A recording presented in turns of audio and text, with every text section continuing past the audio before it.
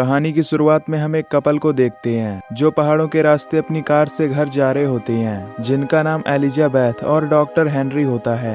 फिर ये अपने घर पहुंच जाते हैं जहां हेनरी उसे घर की मेड क्लेयर और अपने एडल्ट बेटे ओलिवर से मिलवाता है जो कि अंधा होता है। इसके बाद ये दोनों डिनर करके अपने रूम में जाते हैं और वेडिंग की रात को एंजॉय करते हैं। अगले दिन हेनरी एलिजाबेथ को वो पूरा घर दिखाता है। वो उसे बताता है कि वो इनमें से किसी भी रूम में जा सकती है, लेकिन एक को छोड़कर जो कि बेसमेंट में मौजूद था, और ये कहकर वो उससे प्यार करने लगता है। तभी क्लेयर उन्हें प्यार करता हुआ देखकर वहां से चली जाती है। अब रात को हेनरी एलिजाबेथ से कहता है कि कल सुबह ही वो काम के लिए निकलने वाला है। अगले दिन दोपहर में क्लेयर एलिजाबेथ से उसके ब्रेकफास्ट के बारे में पूछती है, तो एलिजाबेथ उससे पूछती है कि हेनरी तो इतना बड़ा आदमी है, तो उसने मुझ जैसी लड़की से क्यों शादी की।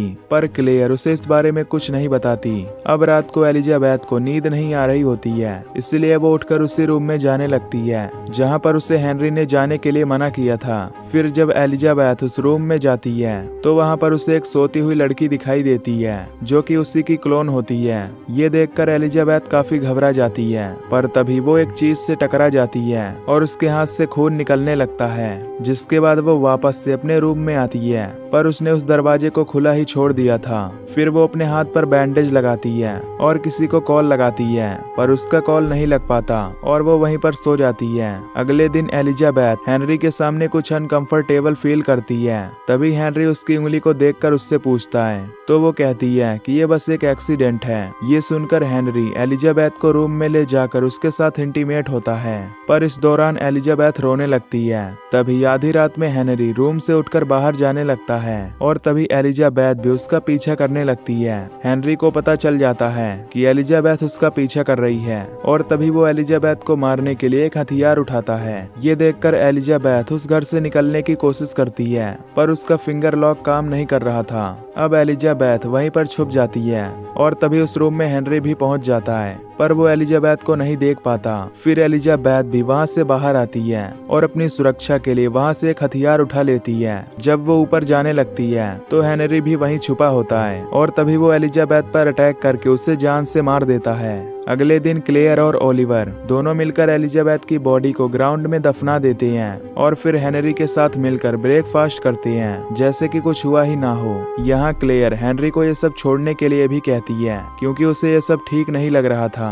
अब 6 महीने बीत जाते हैं जहाँ हम देखते हैं कि हेनरी एक दूसरी एलिजाबेथ के साथ उसी रास्ते से अपने घर जा रहा था जैसे कि पहले हुआ था। अब पहले की तरह ही हेनरी एलिजाबेथ को क्लेयर और ओलिवर से मिलवाता है और उसे पूरा घर दिखाता है। साथ ही वो उससे कहता है कि तुम इनमें से किसी भी रूम में जा सकती हो, पर उस बेसमेंट वाले रूम को छोड़कर। अब ये दोनों साथ में डिनर करते हैं और फिर रूम में जाकर इंटीमेट भी होते हैं। सोने से पहले हेनरी उससे कहता है कि कल उसे कहीं काम पर जाना है। अब एलिजाबेथ को नींद नहीं आ रही होती है, इसलिए वो वहां से उठकर किचन में जाती है जहां पर उसे क्लेयर मिलती है। वो क्लेयर से हेनरी के बारे में पूछती है, पर क्लेयर उसे कुछ बताती कि तभी हेनरी वहां आकर एलिजाबेथ को अपने साथ रूम में ले जाने लगता है। अगले दिन एलिजाबेथ घर पर अकेले होती है और वो घूमते घूमते उसी रूम में जा पहुंचती है जहां पर उसे हेनरी ने जाने के लिए मना किया था।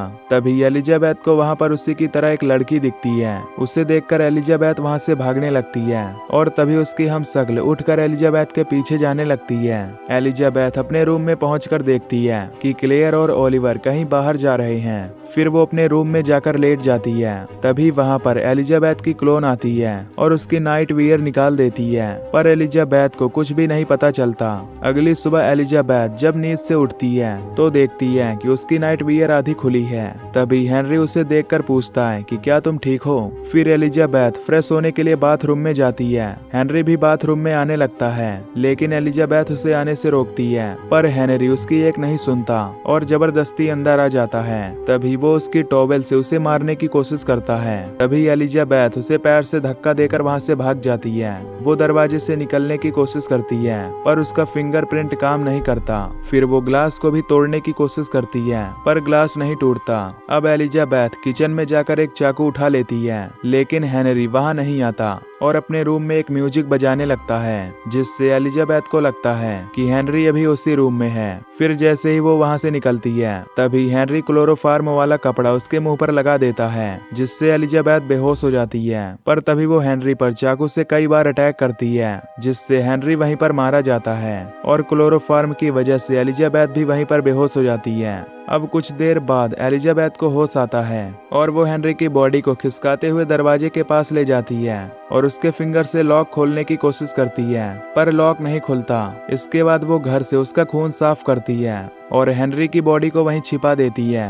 फिर वो फ्रेश होकर अपने खून से सने कपड़ों को भी जला देती है और अब वो काफी थक चुकी थी, इसीलिए वो वहीं पर सो जाती है। तभी उसे हेनरी के फोन की आवाज आती है। जब वो उसके फोन को चेक करती है तो उस पर क्लेयर के कई मिस्ड कॉल आए होते हैं। ये देखकर वो 911 पर कॉल करती है और उन्हें बताती है कि वो अपने ही घर में लॉक हो गई है। पर यहाँ प्रॉब्लम ये थी कि उसे इस घर का लोकेशन भी नहीं पता था। और तभी क्लेयर और ओलिवर भी घर पर आ जाते हैं। अब उन्हें देखकर एलिजाबेथ ऐसा प्रिटेंड करती है कि जैसे उसे कुछ पता ही ना हो। क्लेयर के पूछने पर वो कहती है कि हेनरी ऊपर सो रहा है। अब क्लेयर किचन में जाती है, पर तभी उसे हार्ट अटैक आ जाता है, जिसके बाद वो इमरजेंसी नंबर पर कॉल करके एम्बुलेंस को बुलाती है। अब कुछ देर बाद एम्बुलेंस वहां आकर क्लेयर को ले जाती है और इसी बीच मौका देखकर एलिजाबेथ घर से बाहर निकलने लगती है। पर तभी ओलिवर उसे रोकता है और उससे कहता है कि अगर तुम यहाँ से बाहर गई तो मैं भी तुम्हें पुलिस से नहीं बचा सकता। दरअसल ओलिवर को पता चल गया होता है कि एलिजाबेथ ने हेनरी को मार दिया है, इसलिए वो उसे हेनरी की डेड बॉडी दिखाने के लिए कहता है। इसके बाद एलिजाबेथ उसे हेनरी की डेड बॉडी के पास ले जाती है। फिर ये दोनों मिलकर उसकी बॉडी को डिस्ट्रॉय कर देते हैं। अब ओलिवर एलिजाबेथ से उसके पास्ट के बारे में पूछता है। इस पर एलिजाबेथ उसे बताती है कि उसके पेरेंट्स एक कार एक्सीडेंट में मारे जा चुके थे और वो एक ऑर्फनेज में बड़ी हुई है। पर यहाँ ओलिवर को पता होता है कि ये सब डॉक्टर हेनरी के एक्सपेरिमेंट का नतीजा है, क्योंकि उसी ने उसके दिमाग में ये इन्फॉर्मेशन डाली थी। तभी ओलिवर उससे कहता है कि तुम एक क्लोन हो, क्योंकि हेनरी अब तक तुम्हारी तरह 6 क्लोन बना चुका है, जिनमें से 4 को वो मार चुका है और तुम 5वीं हो। तभी यहाँ पर हेनरी का दोस्त फ्रैंक आ जाता है, जिसे देखकर ओलिवर एलिजाबेथ को समझाकर उसके पास भेजता है। अब फ्रैंक के पूछने पर एलिजाबेथ उसे बताती है कि हेनरी अभी घर पर नहीं है, पर फ्रैंक को यहाँ कुछ गड़बड़ लगती है। पर तभी पीछे से ओलिवर एक गन से उसे शूट कर देता है, जिससे वो वहीं पर मारा जाता है। अब ओलिवर उसे समझाता है कि फ्रैंक ने पहले भी तुम्हारी तरह एक एलिजाबेथ को देखा था और उसे हम पर पहले से ही शक था, इसलिए मैंने उसे मारा। वो उसे तीसरी एलिजाबेथ के बारे में भी बताता है, जिसे सुनकर अब एलिजाबेथ काफी डिस्टर्ब होने लगती है। फिर ये दोनों फ्रैंक की भी बॉडी को ले जाकर उसे जला देते हैं। फिर ओलिवर उसे क्लेयर की डायरी देता है और उसे एक रूम में बंद कर देता है। एलिजाबेथ रूम से निकलने की कोशिश करती है, पर वो नहीं निकल पाती। अब एलिजाबेथ उसी डायरी को पढ़ने लगती है, जिसमें लिखा था कि 5 साल पहले हेनरी ने क्लेयर को अपने घर में बुलाया था और वो उसे उसी बेसमेंट वाले रूम में ले जाया करता था, जहां वो उसे एक कैप्सूल में उसकी वाइफ एलिजाबेथ को उसे दिखाता था। दरअसल हेनरी की वाइफ अपने पहले बच्चे के दौरान ही मर गई थी, जिसके बाद हेनरी ने अपने वाइफ का डीएनए लेकर उसके 6 क्लोन बनाए। पर यहाँ क्लेयर को ये सब ठीक नहीं लग रहा होता, तो हेनरी उससे कहता है कि इस एक्सपेरिमेंट से उसका कैरियर और भी अच्छा हो जाएगा, जिसके बाद क्लेयर भी उसका साथ देने लगी। फिर 2 साल बाद क्लेयर का एक्सपेरिमेंट भी सही हो गया, जिसके बाद इन दोनों ने मिलकर एलिजाबेथ के क्लोन में मेमोरी डालना शुरू कर दिया। अब प्रेजेंट में ओलिवर एलिजाबेथ के लिए खाना लेकर आता है, पर तभी एलिजाबेथ उस पर अटैक करके उससे दरवाजे का कोड पूछती है। ओलिवर उसे कोड दे देता है, जिसके बाद एलिजाबेथ उसे वहीं बांधकर दरवाजे के पास जाती है और उस दरवाजे को खोलती है, पर वो दरवाजा नहीं खुलता। ये देखकर एलिजाबेथ फिर से उसके पास जाती है, पर अब ओलिवर वहाँ नहीं होता। एलिजाबेथ किचन में जाकर अपनी सेफ्टी के लिए एक चाकू उठाती है और वापस से उसी बेसमेंट वाले रूम में जाती है, जहाँ वो देखती है कि ओलिवर उसके 6ठे क्लोन के साथ कुछ कर रहा है। वो एलिजाबेथ से कहता है कि तुम जाकर उस डायरी को पूरा पढ़ो, तब मैं तुम्हें यहाँ से जाने दूंगा। और तभी मौका देखकर ओलिवर उसे एक इंजेक्शन लगाकर बेहोश कर देता है। अब जब एलिजाबेथ को होश आता है तो वो देखती है कि ओलिवर ने उसके पैरों को एक चेन से बांध रखा है। हालांकि एलिजाबेथ उस चैन से निकलने की भी कोशिश करती है, पर वो चैन नहीं निकलता। इसके बाद वो फिर से उसी डायरी को पढ़ने लगती है, जिसमें कुछ दिन बाद तीसरी एलिजाबेथ भी मर जाती है। यहाँ क्लेयर को हेनरी पर ही शक होता है। फिर वो उसकी बॉडी को दफना देते हैं और दोबारा से उस एक्सपेरिमेंट को करने लगते हैं। और अब ऐसे ही 6 महीने बीत जाते हैं। हेनरी अब अपने एक्सपेरिमेंट को लेकर पूरा पागल सा हो जाता है। और इस बीच क्लेयर और हेनरी दोनों एक दूसरे के करीब आ जाते हैं और इंटीमेट भी होते हैं। अब प्रेजेंट टाइम में ओलिवर फिर से उसके लिए खाना ले आता है। अब एलिजाबेथ फिर से उस डायरी को पढ़ती है जिसमें क्लेयर ने अब हेनरी से ब्रेकअप कर लिया था। फिर एक दिन क्लेयर हेनरी से पूछती है कि आखिर तुम ये एक्सपेरिमेंट क्यों कर रहे हो, जिस पर हेनरी उससे कहता है कि वो अपनी वेडिंग नाइट को बार बार जीना चाहता है। और ये सुनकर क्लेयर को काफी अजीब लगता है। यहाँ पर क्लेयर को पता होता है कि हेनरी का बच्चा भी उसी समय मर गया था और ओलिवर हेनरी का बेटा नहीं बल्कि उसी का क्लोन है, क्योंकि हेनरी चाहता था कि उसके मरने के बाद भी यंग हेनरी और एलिजाबेथ साथ में रहें। और अब ये सब जानकर पांचवी एलिजाबेथ शॉक हो जाती है कि ओलिवर हेनरी का ही क्लोन है।